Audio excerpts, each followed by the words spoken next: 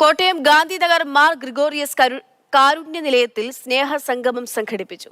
250 രോഗികൾക്കുള്ള dialysis kit വിതരണം, ഓണക്കിറ്റ് വിതരണം, ഓണസദ്യ തുടങ്ങിയ പരിപാടികളാണ് സംഘടിപ്പിച്ചത്.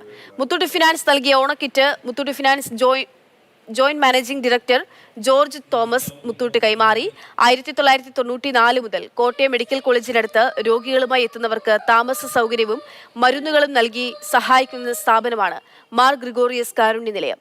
സ്ഥാപന ട്രസ്റ്റിയായ കോട്ടയം ഭദ്രസനാധിപൻ യൂഹാനോൻ മാർ ദിയസ്കോറസ് പരിപാടി ഉദ്ഘാടനം ചെയ്തു.